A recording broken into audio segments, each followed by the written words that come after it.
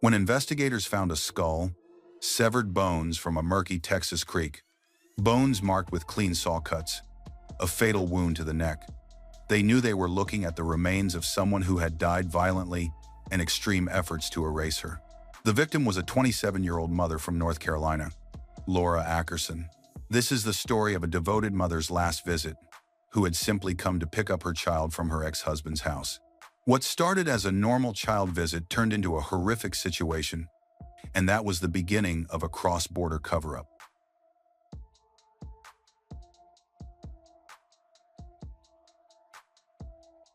Laura lived in Kinston, North Carolina. At 27, and she was raising two young sons while balancing the responsibilities of motherhood and running a small business. She structured each day around her children's needs, ensuring they received the best possible care.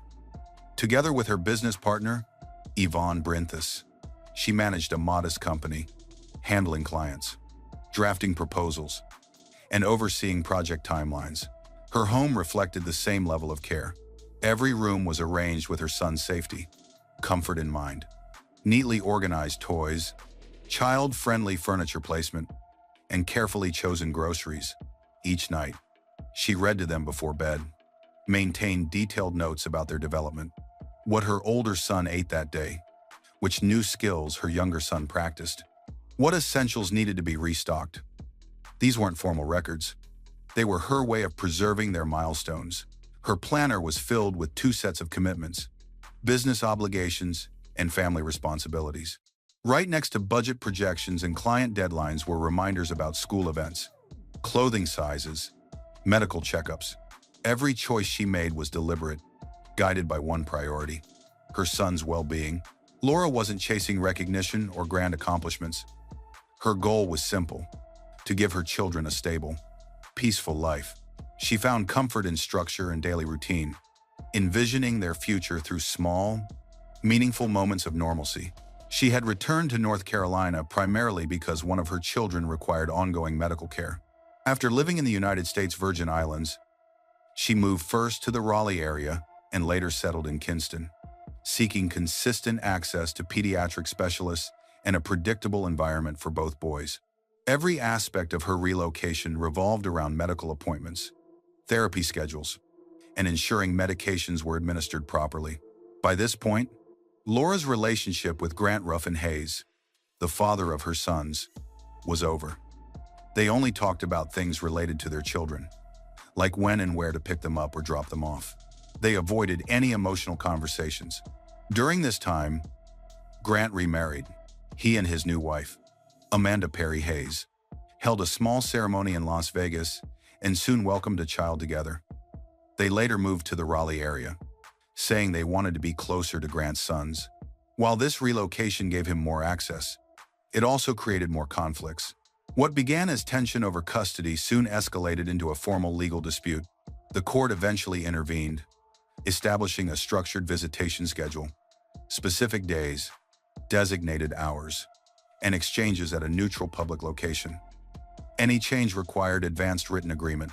Even under the court's restrictions, disagreements persisted. Grant and Amanda frequently attempted to alter arrangements, proposing new meeting locations, extended visitation windows, or different exchange times. The court's order required that all communication remain child-focused and strictly practical. Any request to change the schedule had to be supported by a legitimate, documented reason. Friday exchanges became predictable but tense. Arrival times were recorded. Any items were documented and given back the next week. Grant was not allowed to change the exchange location to a private place, as this would break the court order. Laura stressed that these rules were there to keep everyone safe, avoid problems. The emotional stress kept building. As arguments got worse, both parents started using legal language and quoting the custody agreement more and more. Every disagreement, big or small, was argued using specific parts of the custody order. It's ironic because the rules, which were meant to make things stable, were now being used as weapons. Each parent was using the same agreement to argue for completely opposite things. By midsummer, the strain was approaching a breaking point. Even minor details, where to park, How to confirm receipt of the children's items turned into drawn-out negotiations. Although the weekly Friday exchanges were still happening at the designated neutral site, each handoff carried more tension than the last. And it was within this environment of growing conflict that the chain of events began. Events that would soon unravel into tragedy. On July 13th, Laura Jean Ayerson was preparing for an evening with her children, according to the court-ordered visitation schedule. But this time, something was different. Instead of meeting at the usual neutral drop-off point, the plan was to go to Grant's apartment before leaving. Laura double-checked that she had her son's necessary medications, a change of clothes, their doctor's contact information, and small personal items they might need. She kept documents, keys in a separate pouch so she could find them quickly. Her phone was fully charged, notifications were on, and she had built in extra time for parking and traffic to ensure she arrived on time. Meeting at the apartment was a one-time exception to the established rules, meaning every aspect had to be planned meticulously. Before heading out, Laura checked off 2 final reminders in her planner: verify the children's car seats, and, after the visit, send a status update to her friend, Yvonne Brinthus. That evening, Laura hit the road, phone always within reach for quick confirmation of any work that needed to be done at her business. In the final message, time-stamped at 4:19 p.m. on July 13, she told Yvonne Brinthus they would meet to discuss some plans, probably around 7 o'clock p.m. The meeting then did not take place, and there was no confirmation call. Yvonne Brinthus called repeatedly that evening, something she rarely needed to do, because Laura was known for always giving updates. As night fell without a word, concern turned into fear. By the next morning, Yvonne Brinthus tried calling again. She checked Laura's email and messaging apps. Still no activity. No read receipts. No responses. By early afternoon, she filed a missing person report with the Kinston Police Department. The last known destination Laura had been heading toward was directly tied to her children. When officers conducted an initial check of Laura's apartment and vehicle, there were no signs of forced entry and no indication that she had left unexpectedly. Her bank accounts showed no unusual transactions. Meanwhile, her phone was offline. Location tracking had been disabled. Because Laura's last confirmed communication occurred in Raleigh's jurisdiction, detectives from the Raleigh Police Department joined the investigation. They immediately began gathering details to construct a timeline. Their first step was interviewing her friend, Yvonne Brinthus, who provided essential background. Laura's routines, recent medical appointments for the children, the sequence of recent custody exchanges, and any individuals she had been in contact with during the days before her disappearance. Yvonne Brinthus handed over the numbers Laura used most frequently, both business and personal, and confirmed that Laura had been expecting to check in later that evening, but she never did. The detectives began reconstructing the timeline of Laura's disappearance by speaking with the people closest to her. At the same time, they contacted Raleigh authorities for information linked to Grant Ruffin Hayes' residence, since Laura's final plan was to pick up her children from Grant's house. When the investigation began, a man named Mike contacted the police. He said he knew Laura and had been in touch with her for work. He offered to help distribute flyers after hearing she was missing. Although Mike seemed genuinely concerned, the investigators were cautious. They knew that sometimes people get involved in missing person cases for reasons other than wanting to help. The police decided to look into Mike's background more carefully and added him to the list of people they needed to investigate further. Meanwhile, investigators began collecting surveillance footage from cameras along Laura's Friday routes. Some residents near Grant's apartment reported seeing unfamiliar cars in the area around the same time. Detectives planned to cross-check those sightings against Laura's phone records and travel history. The first detailed interview conducted was with Mike. He told detectives that he and Laura had met only a few times in person and that most of their communication afterward was work-related. He admitted he had hoped to get to know her better, but Laura had declined. Mike voluntarily allowed detectives to copy the data from his phone and laptop for forensic examination. Investigators retrieved call logs, texts, emails, and deleted data, comparing everything to timestamps from the day Laura vanished. Nothing appeared unusual, Geolocation data from his devices placed him far from the area Laura had been traveling through. There was no overlap. Not in time. Distance. Communication between Mike and Laura showed no signs of hostility, manipulation, or attempts to meet on July 13th. Everything pointed to a benign professional connection. Detectives officially eliminated Mike as a suspect. The investigation shifted toward Grant Ruffin-Hayes. During his first interview, Grant provided his account of July 13th. According to him, Laura arrived at his apartment around 6:30 p.m. to pick up the children for a few hours, as part of a one-time mutual arrangement. He claimed she returned with the boys around 9:30 p.m. and left before 10 o'clock p.m. When asked whether anyone besides himself could confirm seeing Laura that evening, Grant mentioned his wife, Amanda Perry Hayes. Next came the explanation about poor cell service. Grant Ruffin-Hayes testified that he was away on business, which he said made it difficult to take or answer phone calls.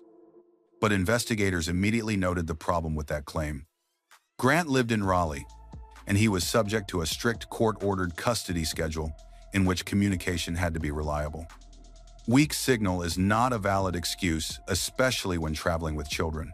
When detectives asked him to specify exactly where this supposed spotty reception had occurred, his answers became vague.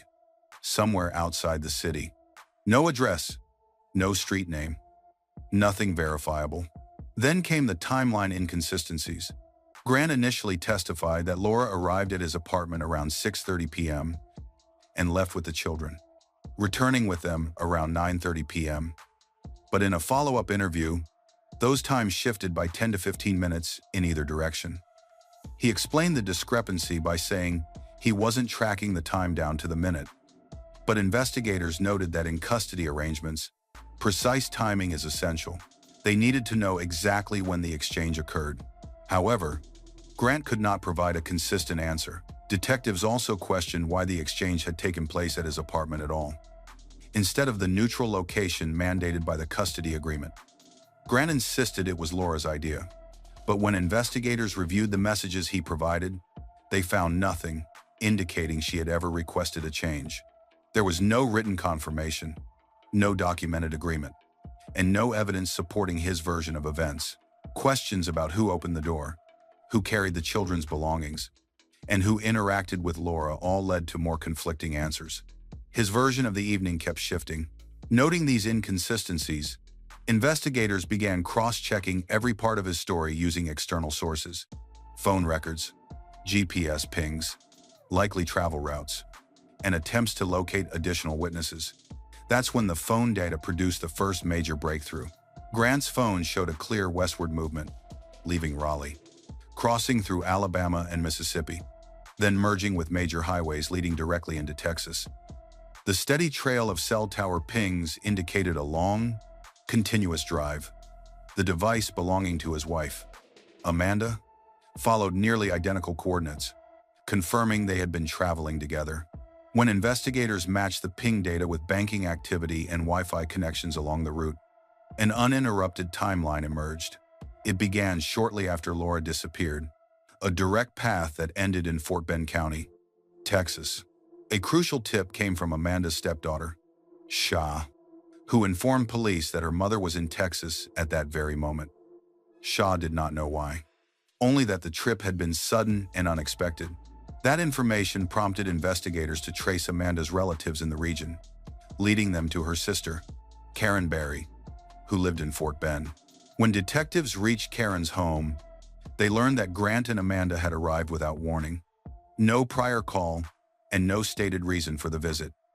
Karen said that during the first 24 hours, they appeared tense, frequently disappeared from the house for long stretches of time.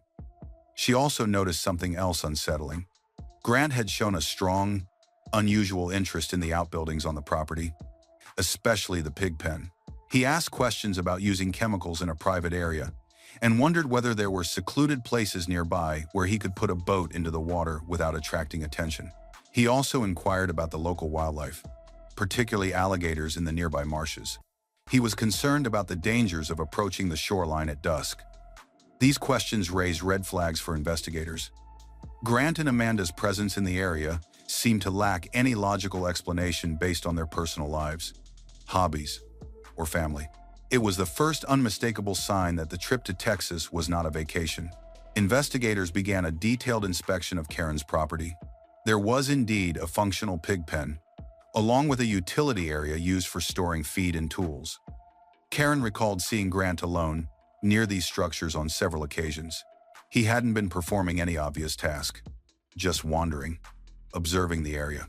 She also remembered a strong, sharp odor clinging to him, something resembling household chemicals.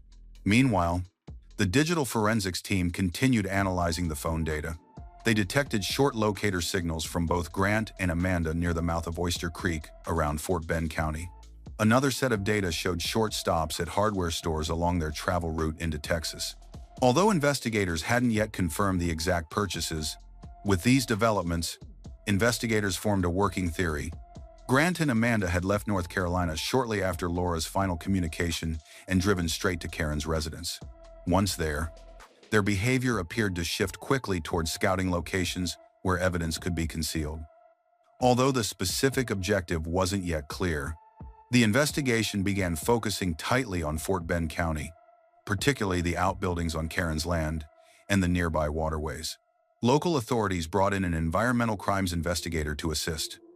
He concentrated on areas in the county known for illegal dumping. At one such location, he observed signs of recent disturbance: discolored soil, a chemical smell. Laboratory analysis revealed the presence of hydrochloric acid. The pH levels had dropped sharply. Chloride ion concentrations were high, and the upper layer of soil showed clear erosion, strong indicators of chemical exposure. Around the same time, investigators reviewed footage from concealed trail cameras installed in a wooded area frequently monitored for suspicious activity. The video showed Amanda unloading large containers labeled hydrochloric acid from the back of a pickup truck registered to Karen's son. Grant was not visible in the footage. Amanda's actions were deliberate, removing the canisters, carrying them deeper into the wooded area, and leaving them at the tree line. The timestamps on the footage aligned with the time frame she had been absent from her sister's home. Back at the pig pen, detectives found another potential indicator of chemical disposal. A section of soil showed irregular discoloration, prompting layered soil sampling. Nearby, in a shallow drainage ditch, they recovered fragments of plastic consistent with the type used for household chemical containers. Forensic chemists determined that even though the chemical amounts found were not high enough to fully decompose organic matter in normal situations, the remaining chemical patterns clearly pointed to its use. Investigators also cross-referenced local hardware store purchases with nearby traffic camera footage. Based on timestamps and travel distance, they believed chemical cleaning agents had been purchased during the trip. However, they couldn't conclusively match the purchased items to the specific containers found in the woods. The receipts didn't list names. The camera footage captured only silhouettes and the vehicle's license plate. Investigators scoured the murky, alligator-infested Oyster Creek, and when they found human remains floating among the vegetation, they wondered, could this be Laura Jean Ackerson? The remains were transported to the Forensic Anthropology Laboratory for examination. Dr. Ann Ross, a specialist in skeletal identification, was brought in to lead the analysis. Her role was to identify if the bones came from one person or several people. She also needed to figure out if any injuries happened before death, around the time of death, or after death. The bones arrived in pieces, including ribs, backbones, and parts of long bones. There was no skin or other soft tissue left. The first stage of Dr. Ross's examination was inventory. She cataloged each fragment and noted that several pieces displayed clean, straight edges, evidence of mechanical alteration rather than natural breakage. The cuts are parallel, showing clear notches. Natural fractures typically leave jagged, irregular patterns, but these cut surfaces were smooth and even, with slight micro ridges characteristic of a blade's exit point. Next came microscopic analysis. Under a stereo microscope, she documented longitudinal striations along the cut surfaces, measured the width of the saw blade, assessed small spurs caused by blade slippage, as well as any false starts on the ribs and some vertebrae. Dr. Ross observed multiple parallel grooves aligned in the same direction, consistent with the motion of a saw. The third phase focused on functional interpretation. The placement of the cuts indicated that the limbs and head had been deliberately removed from the torso. Cut marks were located at joints and at anatomical weak points where disarticulation requires less force. On the cervical vertebrae, she observed crosswise serration patterns, their angle and depth demonstrating controlled sawing rather than blunt force trauma. There were no signs of healing, which confirmed that the dismemberment occurred either immediately before or after death. The fourth stage was a preliminary assessment of the instrument used. Based on the shape of the kerfs and the microscopic striations, Dr.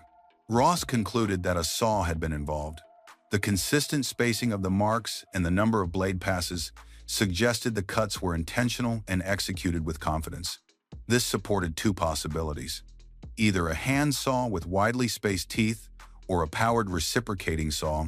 From the current fragment set, it was impossible to determine the exact type of saw. A reference comparison would be needed to narrow it down further. An added challenge came from the initial processing of the remains. Before Dr. Ross received the fragments, some had already been sectioned during an earlier examination in Texas.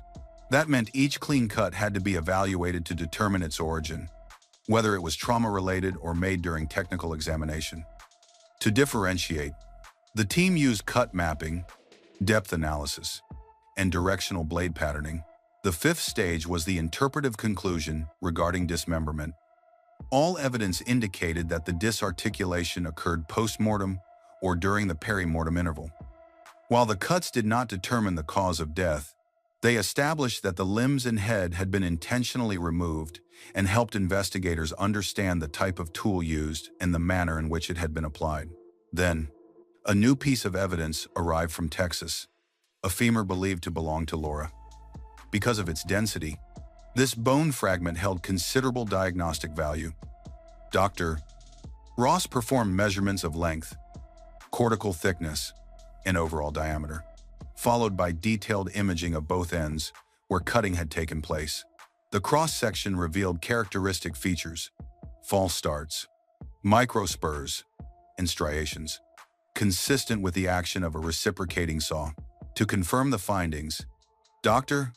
Ross, with law enforcement approval, conducted a controlled comparison. Using a powered reciprocating saw, she tested two types of blades on pig bones of comparable size: a universal blade and a woodcutting blade. The universal blade produced wider curves and a different striation pattern, none of which matched the femur sample. The woodcutting blade, however, yielded markings strikingly similar to those on Laura's femur. The kerf width fell within the expected margin of variation. The pattern, depth, density of the linear grooves corresponded closely. The exit spur and the characteristics of the false starts also aligned with those on the recovered bone. These comparative results were documented and included in the final forensic report as a match based on multiple identifying features.